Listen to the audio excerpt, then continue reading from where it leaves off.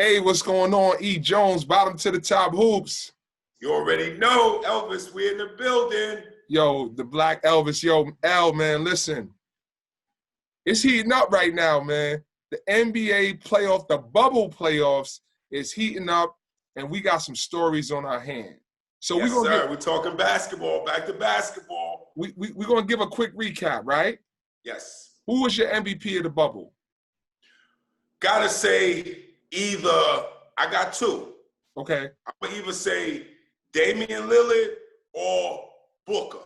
Okay, Devin Booker. They say the Knicks is trying to get him too, so stay tuned for that. I heard about that. Now, who do you got? I mean, I think it's obvious that the team of the bubble was the Phoenix Suns. They went 8-0. Yes. You got to give them the best team in the bubble. So we're going to give Monty Williams the coach of the bubble. We're going to give him he did a great job with that crew, man. And the Suns were kind of just coming around, and they put it all together, came in with a focus. You know what? I'm going to give one more award, L. The Gangster Award, because Lou Williams went to Magic City. He left the bubble and came back and got buckets. That kid's a bucket, man. Buckets. Yo, he just is like, yo, man, I got to get to Magic City, bro. Yo, shout out to the big man from Portland, too, man. His grandmother passed away from corona, and he still gave it his all and went out there, and then they had a triple-double. Yeah, man, Yusuf Nurkic, he did a great job. But before we get into that, L, I don't want to dive too deep. I want to give a shout-out to our guy, Sleep Johnson. Man, did a fantastic job. Talk a little bit about that initiative he had that he showed to us over in my neighborhood, South Bronx, Washington, Webster area. They was able to execute that. Beautiful, man. Yeah, he definitely did his, it's called the 5 Family Focus Program. Okay. We met with him before he even started. He told us his plan. Yep. Yo, when you plant something and you plant the seeds and you water it, it will manifest. Yes, sir. That is in the Bible, man. So shout out to Sleep Johnson. I woke up this morning, Eve. I'm looking at News 12. I seen 5 Family. What? I said, wait, hold on. Let me make sure nobody jacked my boy joint. Right. I seen the councilwoman. I think an assembly person. Yep. And I'm like, where's Sleep? And then I seen one little clip where he was walking in the shot and ducked out. But this is what goes on, man. So this is why you have to build your own. See, we're in an era now where you don't need as many resources and people to come in and help you as you think anymore. You can be self-contained now. Yeah. You just build you a team. Yep. And a part of that team is having you a media department, especially in this climate with social media and how important it is and how you can take marketing and promo dollars and literally put it into social media and pretty much get the same results. And L, nowadays you can get an iPad or an iPhone that shoots in 4K that looks like, you know what I mean, a high-level camera. Just for the time being, until you can get to that level, it's really important to, what do they call it? Do it yourself, DIY. This is those times, man. So definitely empower yourself and Sleep. Big shout out to you, my brother. Great job on that, man. And tell them to get you in front of the camera, man. That's your idea, bro. You know what I mean? That's right. Yeah, we got to talk about it. But come on, E. Yeah. What's the topic of the day? Yo, we talking about that guy that you just spoke about. I'm not even gonna call his name. That guy that played against the LA Clippers, and they razzed him a little bit. L. They gave him some flack, and he came back and had 51. And said, y'all want to get to talking whole list, but they still wasn't in. They was in a battle for the playoffs. Then he came back and had 61. And he said, put some respect on my name. He had that 61. And then I think one of the biggest games was they had to get into the 8th spot. Yeah. But Phoenix had won earlier. Memphis had solidified their spot. And at that point, it was between them or Phoenix based on if they won or lost. And the Nets gave them a dogfight, and that guy had 42. Yeah. Hey, I just got to back up and say this, man. Right, I know Memphis lost. Yo, did you see how Ja Morant controlled the tempo of the game every time down court. It's either it was off his pass or he went for the shot. They forced him to shoot the three. After a while, he got a little comfortable after a couple of layups. So, hey, guys, listen. If you're listening, get yourself warmed up in a game. Don't go out there chucking, even if you're a shooter. Yeah. Get you a layup or two. Get to the free throw line. Guarantee you it opens up your confidence. You know what? That's a good point, Al. And you know what I noticed? He did it when it counted. He had 35 points and 8 assists yesterday. And probably what is the biggest game of his life to this point. So absolutely.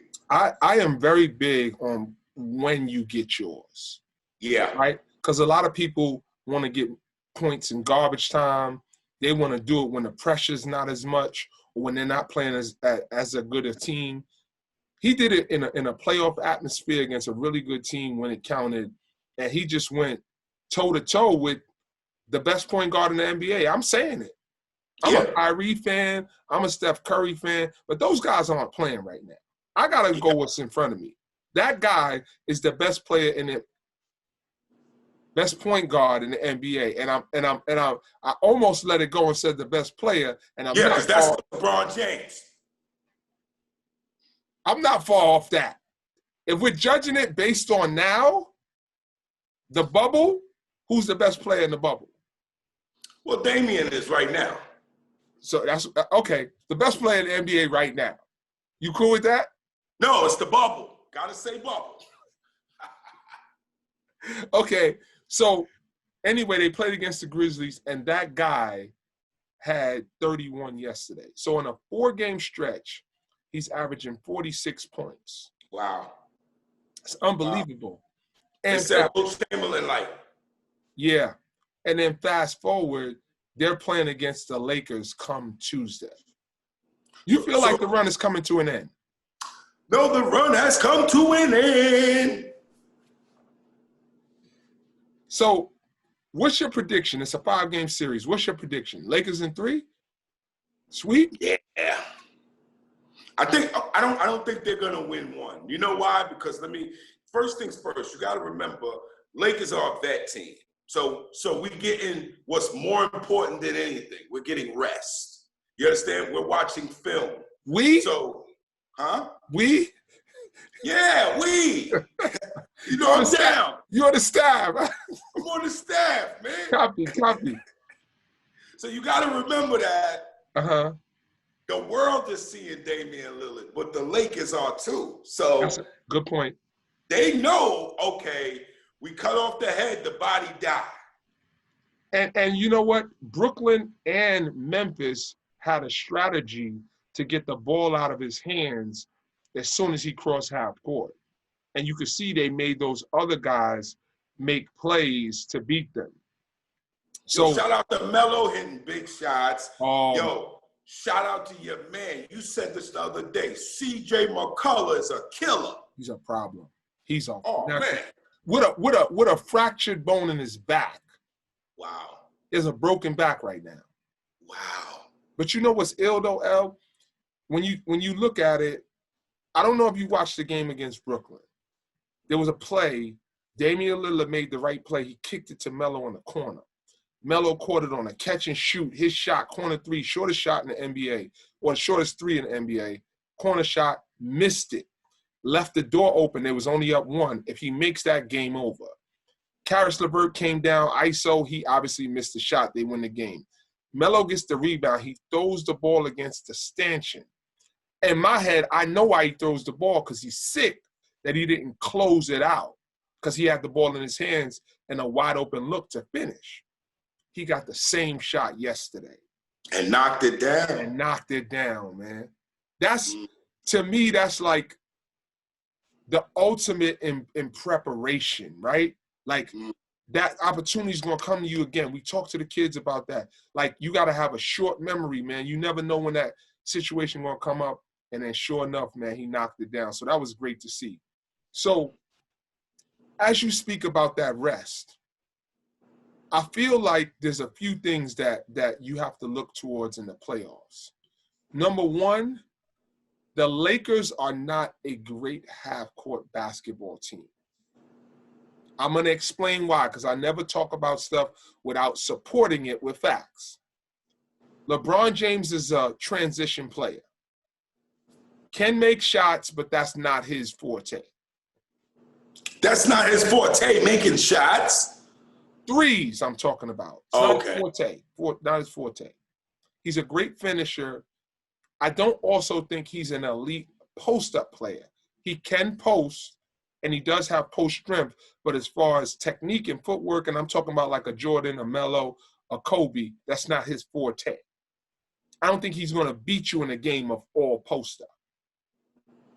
I feel like the more usage LeBron has, the better opportunity you have to beat the Lakers. So AD obviously is going to do what he does. He's going to get 35 a game, in my opinion. But I think you just have to keep JaVale McGee off the boards, and you got to stay at home and everybody else. You got to let LeBron go crazy and slow them down. If they get up and down and they play fast, you're done. Yeah. I think if you want to beat Portland, Portland's defense is like they're scoring 130 points against Portland. That's not a good defensive team. That's the Achilles heel for them. Yeah. And then you got to get into their bench. But they're starting five, McCullough, that guy, Melo, Nurkic, Zach Collins, or Whiteside. That's tough. That's formidable. Yeah. But I think the Lakers have more depth. My basketball acumen and knowledge says that the Lakers are going to win in 4. Okay, that's a good one. You say Portland get 1. My heart says they go to 5 games, Portland comes out through it. I just want to see the Lillard story keep going. Hey man, we support children. We're dreamers. You can dream. You can dream. Give me your X factor for the series. Who's got to play well for both teams in order for them to have the most success? I honestly feel for the Lakers, I feel Green has to have a real good game. We're going to really need him to knock down some open jump shots. Probably going to put him on that guy too. Because, yeah, he's going to be wind up defending him. And Caldwell Pope, I'm thinking. And Caldwell Pope. Yeah. I honestly feel Melo could be the X factor. Playoffs experience, not scared of the moment. Got something to prove, back on the big stage. Come on, they tried to play Melo, but Melo ain't fall off, man. Yo, let's just give Melo some props real quick, man. Can we do that? Yes.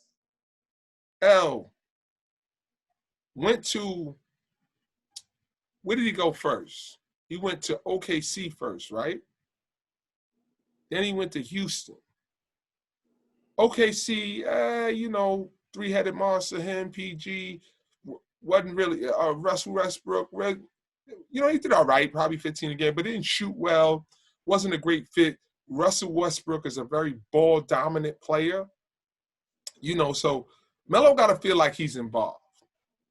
Go to Houston. Listen, maybe some people are going to kill me, but I don't think Mike D'Antoni's style of basketball can fit 70% of the players. Like that, just running and shooting and analytics. And I'm not bought in yet. And then James Harden, I feel like I couldn't play with him, Al. Nice, yeah. Like, he dribbles for 16 seconds, and you just got to sit around and wait. Now, he is a great passer, right? Because he's an underrated passer, and he's an extreme talent. I don't take away anything for his talent, but I'm just talking about for my preference in the way that I learned how to play basketball, ball movement, player movement, screening, penetration, kick. His isolation game, I don't.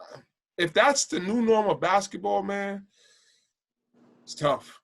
Well, you know what I say about that? I'm glad you mentioned that because it kind of reminds me of the feel I had when Steph Curry literally took over, like, the NBA, where you had to respect the 6'1" guard, you had to respect his range, you had to respect his handle, and it was like Steph was special. And it's like, you know, the only kid I can truly say that I seen benefit from playing like him was Trae Young.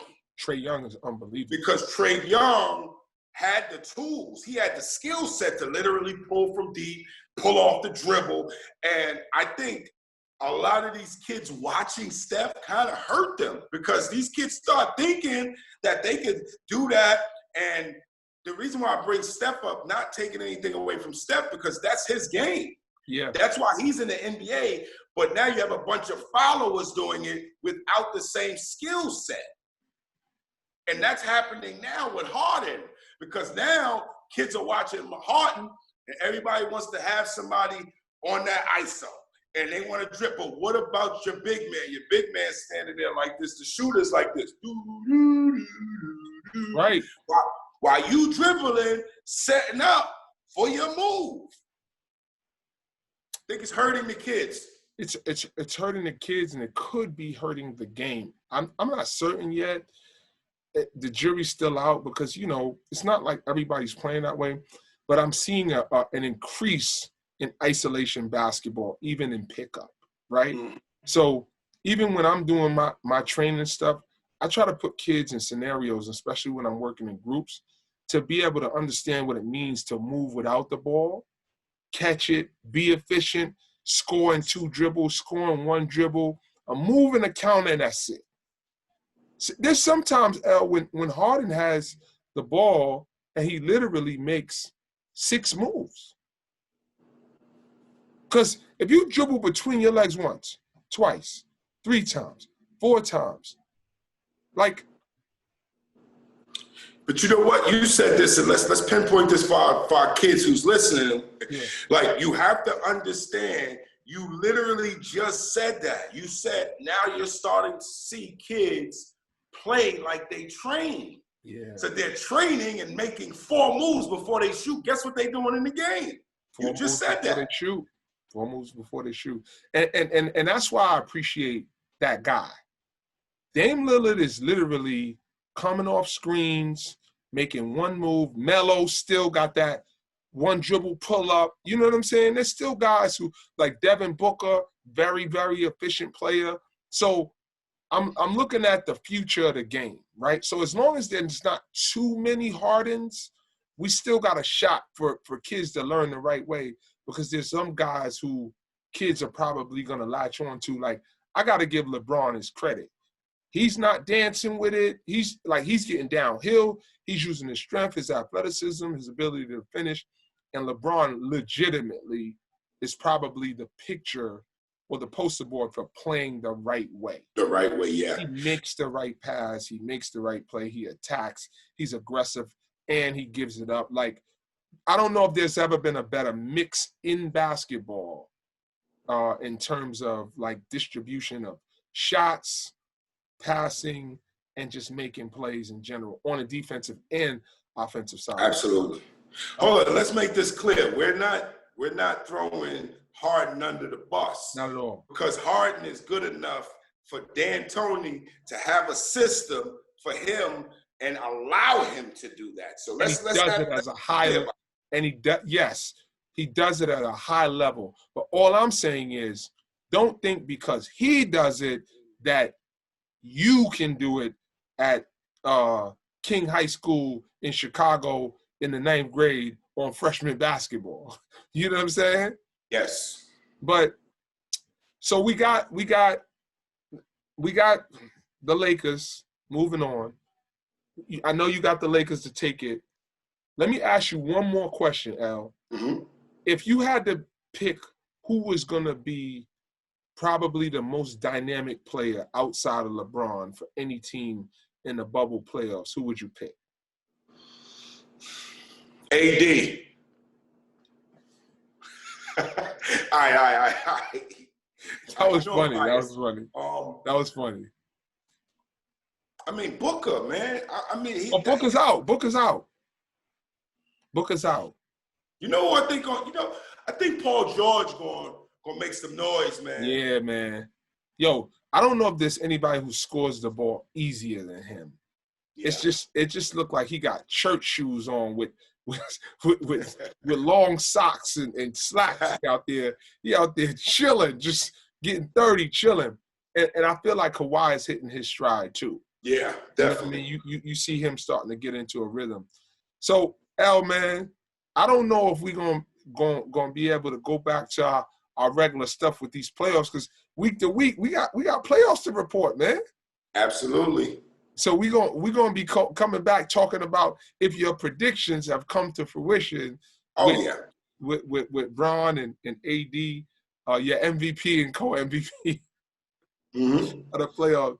Yo, man, I appreciate all of the insight. Yo, big shout out to D Jones, Jerry Ice McCullough, the whole fam. Who you shouting out, L?